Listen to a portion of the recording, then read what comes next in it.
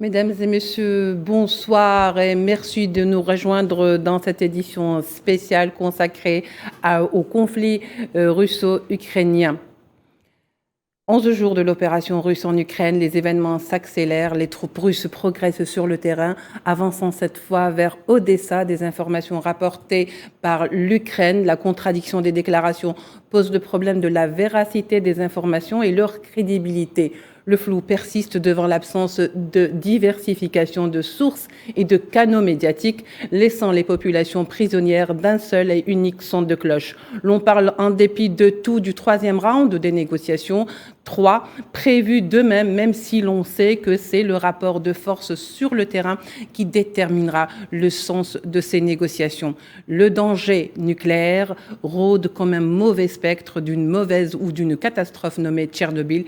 Existe-t-il une réelle menace ou est-ce un épouvantail de guerre brandi par les deux parties? Voilà des questions auxquelles nous tenterons d'y répondre lors de ce 11e numéro des émissions consacrées au conflit russo-ukrainien, comme je le disais. Pour en débattre avec nous aujourd'hui, présent sur le plateau, Dr Morad Preur, expert en énergétique. Et je lui dis donc bonsoir. Bonsoir. Merci d'avoir accepté notre invitation. Et nous aurons également avec nous de Tunis, par téléphone, M. Rafah Tabib, professeur en sciences politiques. M. Rafah, bonsoir. Bonsoir à vous et votre hôte. Merci de nous rejoindre sur ce débat. Alors, pour commencer, on va aller dans le vif du sujet. Lors d'un entretien téléphonique qu'il a eu avec son homologue français, le président russe, Vladimir Poutine, oui, tout à fait, avait donc déclaré et assuré Macron qu'il atteindrait ses objectifs, que ce soit par la négociation ou bien par la guerre. Que vaut cette déclaration, Monsieur Rafah Tabib? Alors, elle vaut une clarification de la situation, à savoir que les Russes sont en train de réaliser clairement leurs objectifs grâce à une avancée spectaculaire dans les régions qui sont visées par cette opération. Nous avons remarqué que maintenant, tout l'arc qui vient du nord, ça veut dire de la frontière biélorusse qui traverse toute la région est, là où est situé le Donbass, et puis qui longe tout le littoral de la mer Noire, est actuellement entre les mains de l'armée russe. Et en plus, avant-hier, a commencé une opération à partir de la frontière avec la Moldavie en direction d'Odessa. Donc, globalement, les Russes sont en train de réaliser leurs objectifs. Et il est clair que les Occidentaux, nonobstant leur déclaration guerrière, ont clairement signifié qu'ils n'étaient pas prêts à participer à aucune forme de défense, ni de l'Ukraine, ni même d'un véritable soutien de l'État en Ukraine. Et donc, on parle pratiquement maintenant à demi-mot de la situation post-conflit. Ça veut dire qu'on accepte dans une certaine mesure la fin de ce conflit, une victoire claire et nette de la part de l'armée russe, et quels arrangements on va pouvoir négocier avec Vladimir Poutine dans la situation post-conflit. Voilà. Alors oui, Monsieur Rafah Tabib, alors dans ces cas-là, qui va définir la fin de ce conflit? Est-ce les négociations en cours ou les rounds de négociations, ou est-ce la situation sur le terrain, c'est-à-dire le rapport de force? Non, c'est la situation sur le terrain. N'oublions pas quelque chose, c'est que les négociations qui sont en train d'être tenues entre les parties ukrainiennes et russes sont essentiellement destinées à des arrangements humanitaires, tels que par exemple l'ouverture de corridors pour l'évacuation des ressortissants des autres pays ou des civils dans les villes qui sont maintenant entièrement encerclés par l'armée russe, ou bien, par exemple, certains aspects techniques, tels que, par exemple, la sécurité dans les sites nucléaires ukrainiens. Mais à aucun moment, les Ukrainiens n'ont pris ou n'ont été, autorisés à négocier une question politique. D'accord. Alors, je me tourne vers vous, monsieur Morad Preur, si vous voulez réagir, d'autant plus qu'aujourd'hui, puisqu'il parlait d'évacuation, à Mariupol, on se rend compte que c'est la deuxième fois que ça a été reporté et que les Russes, justement, sont accusés d'avoir interrompu ou entravé l'évacuation des civils, ou d'avoir carrément violé le cessez-le-feu. Alors, les accusations vont bon train, elles sont mutuelles, elles sont réciproques. Hein. Bon, l'essentiel, en fait, c'est que, je l'avais dit, je l'avais déjà dit, en fait, il y a un mouvement de plaques tectoniques Oui. entre l'Eurasie, qui est un bloc où la Russie, dans la Russie est le cœur, hein, et l'Europe occidentale, qui est dans la logique de l'Alliance atlantique. Toujours. D'accord. Donc la question est c'est une crise géopolitique par excellence. Oui. Dans la réalité de cette crise, en effet, la puissance militaire russe est incomparable à celle ukrainienne, ce qui nous permet d'anticiper l'issue de cette crise. Qui serait laquelle, monsieur Preur? Où la Russie va réaliser ses objectifs stratégiques, qui ne sont pas d'envahir et de... La Russie a tiré la leçon de l'Afghanistan américain, de l'Irak, de la crise irakienne, de la Syrie. Et il est très clair qu'on ne peut pas durablement contrôler militairement un pays, fût-ce en y installant des dirigeants fantoches, ou cette doctrine ne peut pas fonctionner.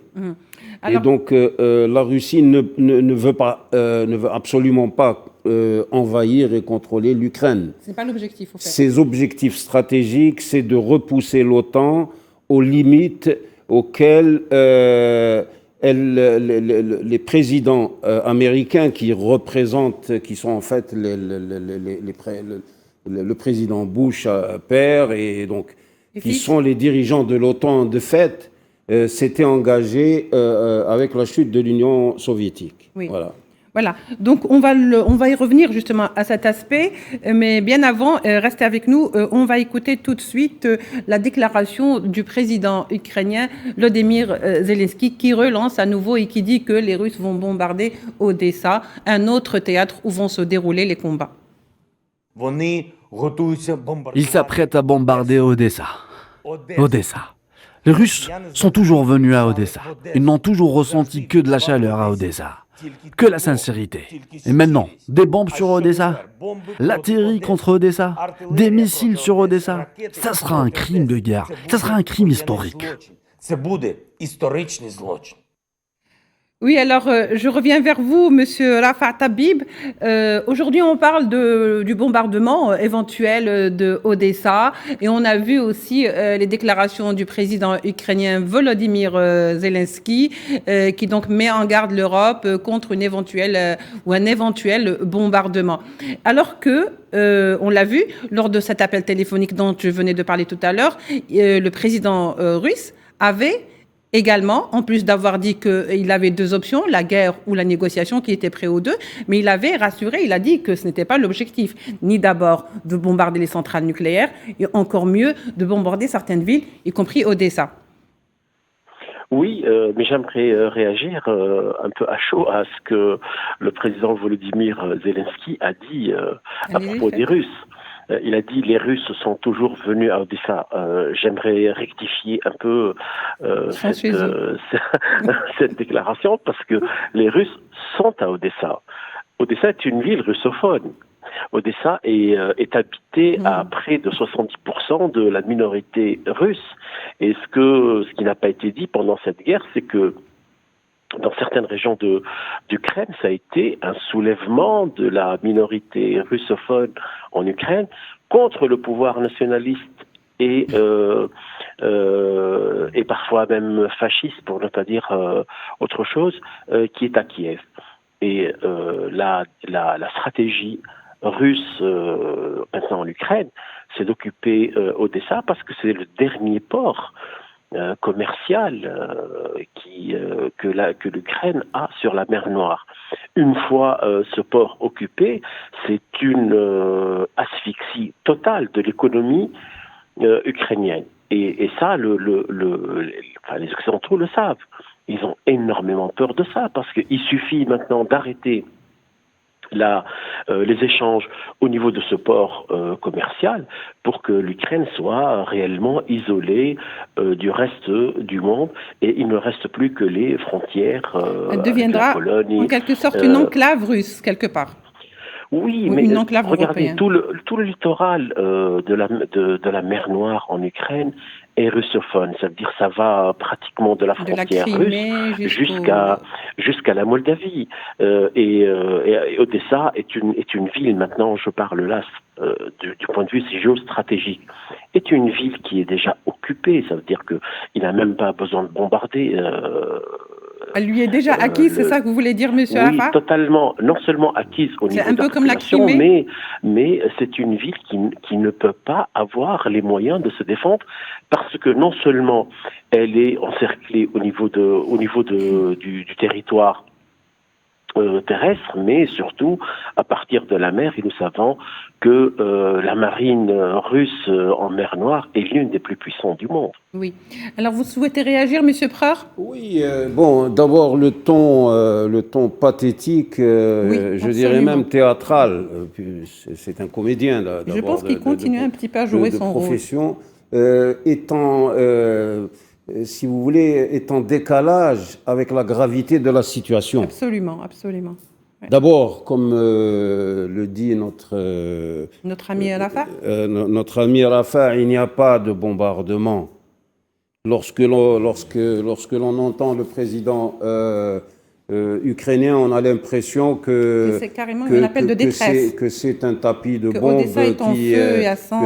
que c'est Saigon ou que c'est Ce n'est pas le cas. Non, alors, ou Bagdad. Pourquoi fait-il cela justement? Pourquoi veut-il avoir cet air dramatique? Le choix est un choix qui est conscient. Dans la mesure où il ne peut pas déployer un argumentaire géostratégique, où il démontrerait,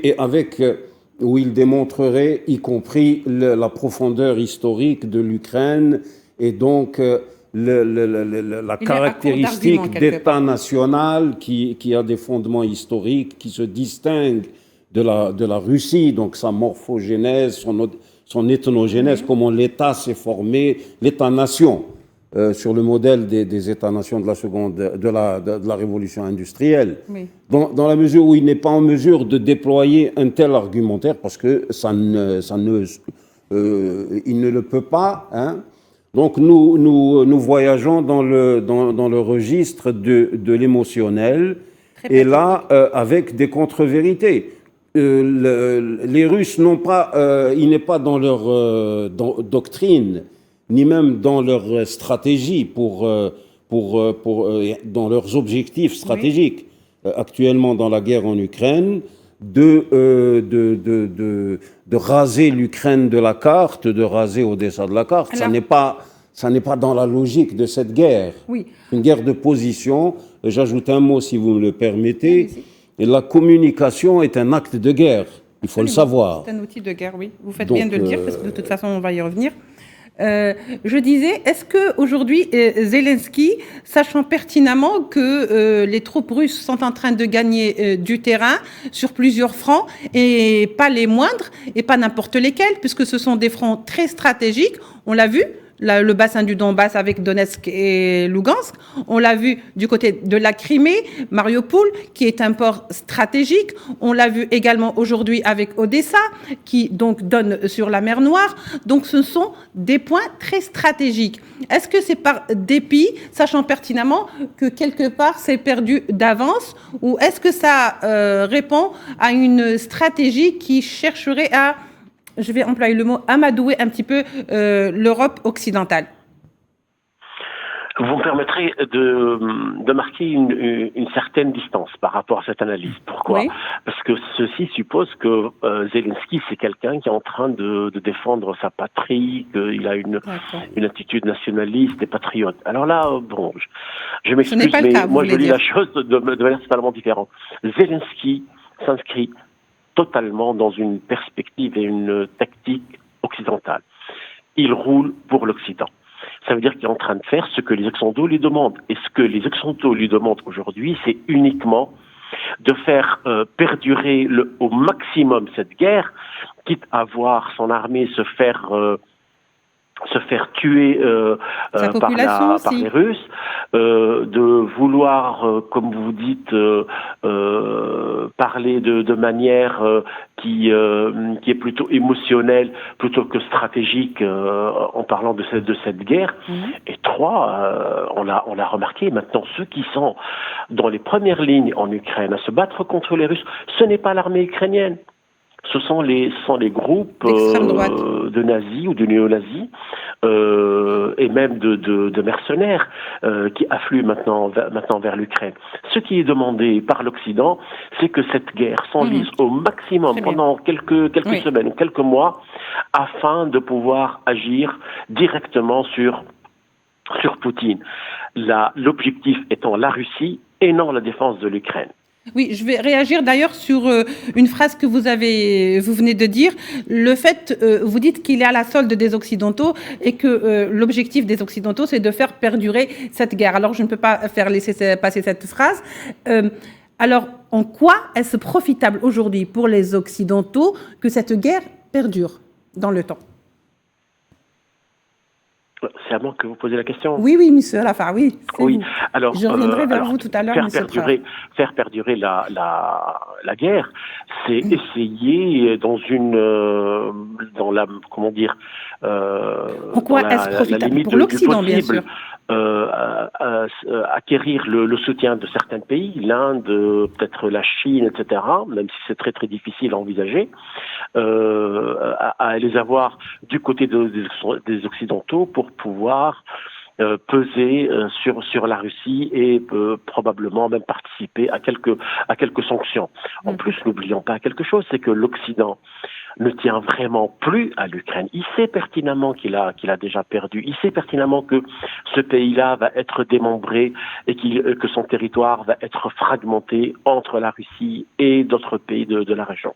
Mais ce qui l'intéresse le plus, c'est de voir jusqu'à quel point, et ça c'est plutôt américain plus qu'occidental, voir jusqu'à quel point il est possible de démanteler toutes les relations qui ont été établies, élaborées dans les années passées entre d'une part la Russie et le reste de l'Europe. Et les Américains essaient avec toute leur force, de mettre en échec la mise en réseau des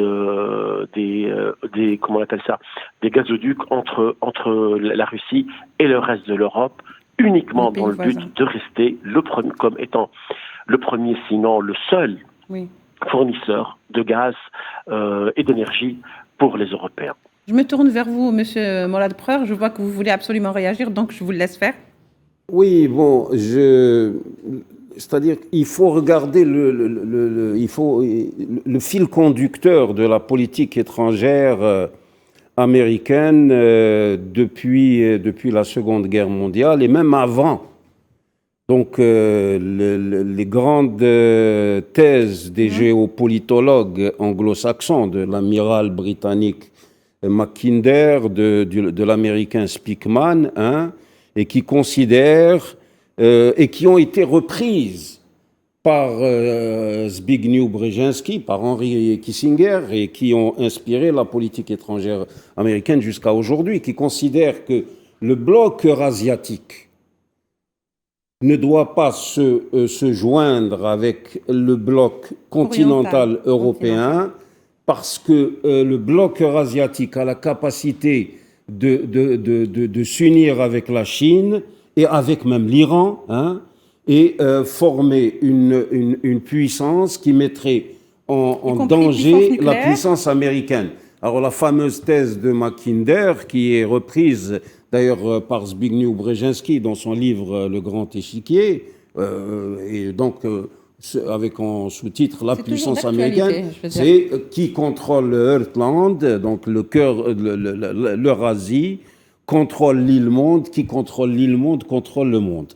Et donc les crises qui ont été activées dans cette bande tampon entre l'Union soviétique, l'ère post-Union soviétique et l'Europe occidentale, dans toutes ces crises qui ont été activées.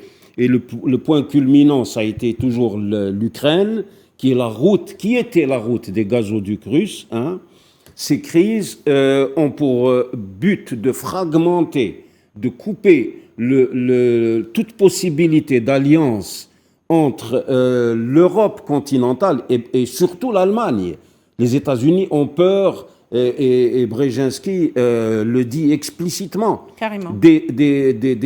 Considère que la France est une puissance moindre, européenne moindre, mais considère que l'Allemagne a toutes les caractéristiques d'une grande puissance et donc empêcher son rapprochement avec la Russie. Oui. Donc c'est un théâtre d'ombre où singulièrement c'est un comédien professionnel qui est au premier rang. C'est un théâtre d'ombre et en fait c'est une crise qui repose en fait nous sommes rentrés dans l'ère post-Yalta. Dans l'ère post-Yalta, la Russie veut asseoir sa puissance qui est là directement menacée. On y revient, M. Kreur, gardez toujours le fil de l'idée, on y revient. Mais juste avant, nous allons voir donc cette déclaration du secrétaire d'État américain, Anthony Blinken, qui, lors de son entretien avec la ministre polonaise des Affaires étrangères, avait déclaré donc à la sortie de cet entretien que son pays, c'est-à-dire les États-Unis, travailler pour fournir des avions de guerre à l'Ukraine. On l'écoute tout de suite. Les États-Unis travaillent activement à un accord avec la Pologne pour l'envoi d'avions de guerre à l'Ukraine. Nous regardons maintenant activement la question des avions que la Pologne pourrait fournir à l'Ukraine et regardons maintenant comment nous pourrions compenser si la Pologne décidait de fournir ces avions. Je reviens vers vous, Monsieur Rafa Tabib. Vous venez d'écouter avec nous donc ce que disait Anthony Blinken, le secrétaire d'État américain. Et la question donc qui pourrait être posée, c'est est-ce que aujourd'hui les États-Unis pourraient travailler sur la perspective d'envoyer des avions vers l'Ukraine, c'est-à-dire que c'est la Pologne qui va faire le travail et que les États-Unis vont voir comment cela peut être compensé. Qu'est-ce que cela veut dire ? Je trouve que c'est l'une des propositions les plus irrationnelles qui soit, et je pense que c'est destiné à amadouer la galerie. Ça n'a strictement rien à voir avec la science géostratégique. D'abord, ces avions sont très anciens, parce que nous savons que depuis l'année 1990, ça veut dire le démantèlement du pacte de Varsovie, la Pologne n'a pas acheté d'avions auprès des Russes. Et donc, il s'agit d'avions qui datent pratiquement d'une trentaine d'années au minimum. Ils vont les envoyer se battre sur le terrain ukrainien avec une Russie qui dispose maintenant de missiles anti-aériens genre S-400, S-500. Des missiles qui sont maintenant devenus pratiquement la bête noire de l'aviation américaine. Et on a vu la réaction des Américains lorsque la Turquie a décidé d'acquérir des systèmes S-400 auprès de la Russie. Donc ça va être vraiment un dent qui va juste occuper le devant de la scène médiatique pour quelques heures, mais après tout le monde saura que ça a été un coup d'épée dans l'eau. Oui. Maintenant, je reviens à une autre déclaration russe qui a signifié que si un avion part de l'un des pays, de l'un des aéroports militaires, de l'un des pays limitrophes de l'Ukraine pour venir participer aux actions militaires en territoire ukrainien, eh bien ces aéroports seront considérés comme étant des cibles légitimes pour l'armée russe. Et donc ça va mettre quand même un peu de bémol pour les va-t-en-guerre dans la région, et surtout pour la Pologne, laquelle Pologne a énormément peur du déplacement du gouvernement de Kiev vers la région de Lviv, qui est une région catholique proche de la frontière polonaise, et surtout habitée par une minorité polonaise. Donc il va y avoir, comme a dit votre invité tout à l'heure, des mouvements tectoniques au niveau non seulement géopolitique, mais là il s'agit de véritables mouvements dans les équilibres ethniques, linguistiques et nationaux à l'intérieur même de l'Ukraine, et qui pourraient avoir des répercussions sur les pays limitrophes. Alors, Monsieur Preur, je me tourne vers vous.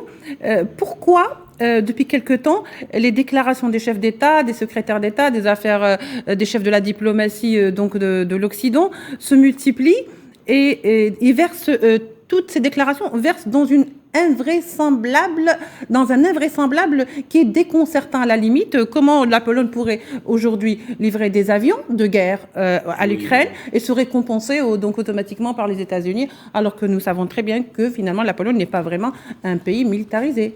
On était le caractère dramatique de la situation, ce serait des déclarations amusantes. Hein. Notre collègue de Tunis le rappelle. Bon, lorsque l'on parle d'avion, on parle de supériorité sur le plan de l'arme aérienne. Oui. D'accord. Donc cela veut dire défense antiaérienne, aviation, c'est une totalité. Et quand bien même la Pologne serait aujourd'hui équipée des plus modernes appareils américains, elle ne serait pas en mesure aujourd'hui de faire face à la puissance de feu russe. Ça, c'est indiscutable. Maintenant, je disais que c'est assez amusant. N'était-ce le fait que des vies humaines sont en train de... parce que tout ça est de la cosmétique, en fait. Oui. Les États-Unis ont déjà dit le mot de la fin, si je puis dire. Aucun Américain n'ira mourir en Ukraine. Voilà, ça c'était clair. Ça, je pense que c'est ça avait le mérite d'être clair. C'est clair et... depuis, c'est de la littérature. Tout le reste n'est que littérature, comme vous dites. Voilà. Donc, la question... Notre ami de Tunis l'avait effleuré. La question est est-ce que la Russie, parce que les stratèges militaires disent l'espace, nous le contrôlons, nous cherchons, nous arrivons toujours à le contrôler, mais le temps, nous le dominons. Oui. Mais le temps nous domine toujours. Absolument. Le temps domine les stratèges. Oui. Alors, est-ce que le calcul des Américains, est-ce que la Russie, avec les sanctions qui pudiquement ont évité les banques, pour ce qui est du SWIFT, les banques qui traitent du pétrole, de l'énergie. Et de l'énergie, est-ce que la Russie peut tenir dans la longue durée? Bon, moi, je soupçonne M. Poutine d'être intelligent, et d'être entouré aussi de stratèges de qualité. Les stratèges russes ont tout de même brisé le nazisme. Donc, vous faites bien de le dire, monsieur Poutine est entouré de stratèges, et il sait que le temps, quand bien même le temps domine toujours les stratèges, mais il dominera toujours beaucoup plus les stratèges occidentaux que les stratèges russes. Voilà. J'aurais pu donc m'étaler un peu plus sur cet aspect et ce volet politique, mais le temps presse et je voudrais qu'on aille vers le volet économique tout de suite et sans transition. Alors aujourd'hui, je disais hier, il était déjà lancé avec vous, Monsieur Preur, qu'il y a un Nord Stream 2. Tout le monde parle du Nord Stream 2. Tout le monde dit que le Nord Stream 2 a été bloqué, alors qu'on sait qu'il n'a pas été encore mis en fonction. Mais il projette de l'être. Donc, on laisse de côté cet aspect, mais on va aller vers ce Nord Stream 1, Ce Nord Stream 1, il est toujours fonctionnel. Ce Nord Stream 1, il alimente beaucoup de pays européens. Alors, sincèrement, beaucoup de gens se posent la question, pas seulement les observateurs de la question et de l'évolution en Ukraine, c'est est-ce que aujourd'hui le Nord Stream 1 n'a pas été gelé ou n'a pas été bloqué parce que ils peuvent pas, c'est-à-dire les deux côtés ne peuvent pas s'en passer. Chacun trouve son bénéfice et donc on ferme les yeux sur cet aspect. Bon, d'abord, hors cette question, je brûle de vous informer que la Pologne, 50% de ses importations viennent de Russie. Hein, d'accord. Donc là, bon, c'est vous plié. clouez carrément le débat. Ça veut dire maintenant, que... concernant les deux gazoducs jumeaux, le Nord Stream 1 et 2, hein, donc c'est 55 milliards de mètres cubes par an pour chacun des deux gazoducs, ce qui fait 110 milliards de mètres cubes. D'accord. Pour rappel, nos exportations à nous sont de 41 milliards de mètres cubes. Donc voilà. Donc, le premier gazoduc alimente donc l'Allemagne et comme le réseau gazier européen est interconnecté, fortement interconnecté, il alimente l'Europe du Nord et voire même plus que ça. Bien, arrêter le Nord Stream 1 conduit à obliger nos amis allemands à se chauffer au charbon noir, au nefach et au truc. Oui. Je ne pense pas que ça soit retour dans leur... donc à la tradition. Maintenant, oui. Monsieur Rafat Habib, puis je reviens vers vous, Monsieur Preur, parce que le temps nous est imparti. Donc, Monsieur Rafat Habib, vous venez d'écouter donc notre expert en énergie, Monsieur Preur Morad. Qu'est-ce que vous pensez éventuellement en cas où le Nord Stream 2 venait à être gelé? Peut-être ce n'est pas réellement envisageable pour l'instant, étant donné que chacun en tire les bénéfices et que même le SWIFT n'a pas touché, si vous voulez, ce volet énergétique. Oui, il est clair. Si Morad l'a bien expliqué, il y a des sanctions qui sont de nature réversible. Ça veut dire que ça se voit que l'Europe, en fait, a accepté du bout des lèvres certaines sanctions, en se disant que de toutes les manières, juste après l'arrêt des combats, on va essayer de passer l'ardoise et d'essayer de trouver des arrangements avec les Russes. Non, il n'est nullement envisageable pour les Allemands, surtout, qui ont entamé une des véritables révolutions les plus radicales en termes d'énergie, en passant pratiquement à l'ère post-nucléaire. Et en adoptant le gaz naturel comme étant l'énergie la plus importante, il est impossible pour ces Allemands de revenir sur leur stratégie et d'envisager peut-être un changement de cap. Surtout que nous savons maintenant que les Américains sont en train de tout faire pour que le gaz de schiste remplace le gaz naturel et que certains pays soient sollicités pour assouvir les besoins de l'Europe en énergie et surtout en gaz naturel. Je le dis parce qu'on l'a remarqué maintenant, et il y a des voix honnêtes qui s'élèvent en Europe, telles que par exemple l'un des responsables italiens qui a dit « Moi j'étais tout à fait d'accord avec les sanctions contre la Russie jusqu'au moment où je me suis arrêté à la pompe à essence ». Ça veut dire que là, les Européens sont en train de découvrir aussi qu'il y a un prix à payer pour cette guerre et qu'il ne s'agit pas uniquement d'opposition, de principe et de soutien à un pays européen tel que l'Ukraine. Oui. Alors, il y a également les répercussions de ce conflit russo-ukrainien se répercutent également sur le volet céréalier qui est touché de plein fouet, je veux dire carrément percuté, surtout lorsqu'on sait que beaucoup de pays de la région MENA, c'est-à-dire l'Afrique du Nord, mais également le Moyen-Orient, dont l'Égypte par exemple, sont tributaires de cette importation du blé. Alors, quelles en seraient aujourd'hui les conséquences sur ces pays, mais de manière plus concrète, je veux dire. C'est comme un petit peu la pompe à essence pour nous. Vous voyez, Monsieur Rafat ? Oui, nous devons réellement maintenant mettre une carte, madame, et essayer de voir quelles sont nos potentialités, quels sont les points forts que nous ignorons même sur notre territoire et dans notre géographie. Il est inconcevable, madame, inconcevable, que des pays qui étaient considérés depuis la nuit des temps, depuis l'Antiquité, comme les réservoirs à grains de l'Empire romain, de devenir un jour, aujourd'hui, comme des importateurs de blé. C'est inconcevable. Et là, il va falloir maintenant que l'on se dise, arrêtons. Essayons maintenant de voir la question alimentaire comme une dimension fondamentale de notre sécurité nationale. Et on s'est rendu compte ces dernières années que le Maghreb n'était pas une zone qui suscitait le désintérêt des grandes puissances. Au contraire, nous sommes dans le collimateur, nous sommes dans l'œil du cyclone.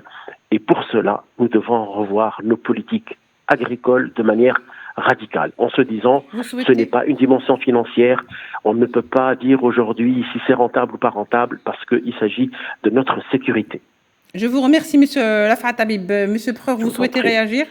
Bon, pour ce qui est de la dépendance alimentaire, je converge avec notre... Il faut un petit peu se ressourcer, aller vers ses propres ressources. Il faut parvenir à une indépendance, au moins au niveau du Maghreb, sur ce plan-là. Une stratégie, oui.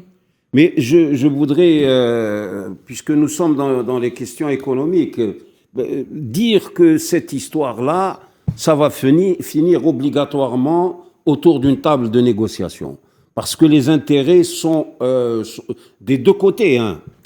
Il y a beaucoup de... le fait que la guerre de la communication a pris le dessus sur les armes, en fait, elle a pris le dessus.